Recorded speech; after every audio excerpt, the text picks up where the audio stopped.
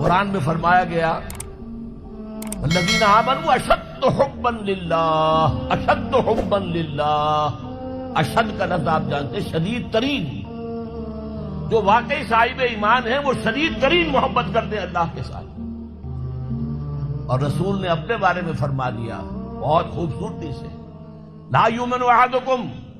حتی اکون احب الیہ من والدہ وولدہ والناس اجمعین، تم میں سے کوئی شخص مومن نہیں ہو سکتا جب تک کہ میں اسے اس کے باپ سے، اس کے بیٹے سے اور تمام انسانوں سے زیادہ محبوب نہ ہو جاؤں۔ تو یہ محبت روح ہے، نظر تو نہیں آتی، نظر آئے گی اطاعت کہ آپ نے اللہ کا حکم مانا، رسول کا حکم مانا، لیکن یہ اطاعت عبادت تب بنے گی جبکہ اللہ کی محبت کے جذبے سے سرشار ہو کر اللہ کی اطاعت کی جائے۔ چنانچہ قرآن میں اس کی بڑی عمدہ مثال ہے، جب حضرت موسیٰ علیہ السلام پہلی مرتبہ فرعون کے دربار میں پیش ہوئے تو فرعون نے مذاق اڑایا کہ یہ آیا ہے یہ موسیٰ اور یہ ہارون اس کا بھائی، اور یہ ہم پر حکم چلانا چاہتے ہیں، وَقَوْمُهُمَا لَنَا عَابِدُونَ، حالانکہ ان کی قوم تو ہماری عابد قوم ہے، غلام قوم ہے۔ اب یہاں عبادت کے کیا معنی ہے؟ بنی اسرائیل پوجتے نہیں تھے، وہ بادشاہ کی پرستش نہیں کرتے تھے، لیکن بادشاہ کی اطاعت کرنے پر مجبور تھے، اطاعت کرتے تھے۔ اس کو اس نے کہا وَقَوْمُهُمَا لَنَا عَابِدُونَ، ان کی قوم جو ہے وہ تو ہماری عابد ہے، عبادت گزار ہے، ہماری غلام ہے، ہماری اطاعت شعار ہے، ان کو کیا حق پہنچتا ہے ہماری بلی ہمیں کو میاؤں۔ اچھا کوئی شخص کہہ دے کہ یہ تو فرعون کا لفظ ہے، آپ اسے دلیل کے طور پر لے آئے، اللہ کا لفظ تو نہیں ہے یہ، تو وہ بھی سن لیجئے۔ ایک دوسری ملاقات میں حضرت موسیٰ علیہ السلام نے جب دعوت پیش کی تو فرعون نے طنز کیا،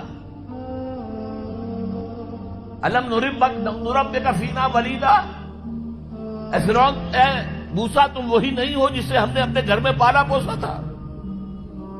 اللہ تعالیٰ کے حکم سے حضرت موسیٰ کو تو ایک صندوق میں بند کر کے دریائے نیل میں ڈال دیا تھا ان کی والدہ نے۔ وہ محل کے پاس سے گزر رہا تھا کہ وہاں کچھ عورتیں جو ہے دریا پر آئی ہوئی تھی نہانے وغیرہ کے لیے، انہوں نے وہ تابوت جو تھا صندوق کو پکڑ لیا، اس میں حضرت موسیٰ نکلا ہے، اور اتنے خوبصورت تھے یہ فوراً سمجھ میں آ گیا تھا یہ کوئی اسرائیلی ہے،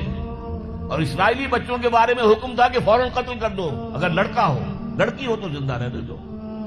لیکن یہاں حضرت آسیہ تھی، فرعون کی ایک بیوی جو مسلمان تھی، بنی اسرائیل میں سے تھی،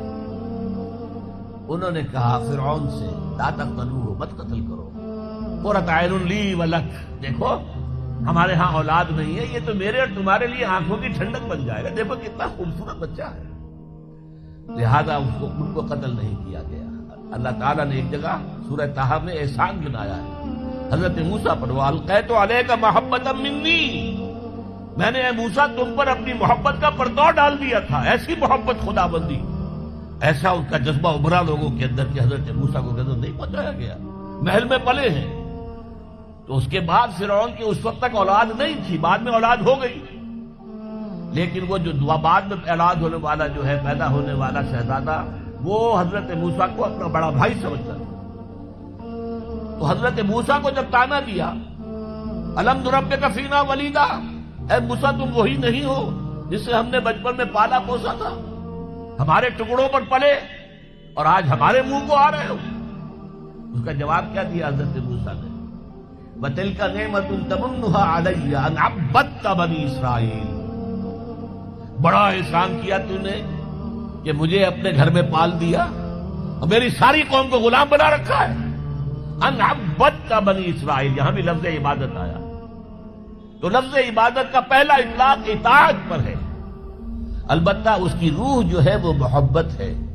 روح نظر نہیں آئے گی، جسم نظر آئے گا، لہذا عبادت کا جسم اطاعت،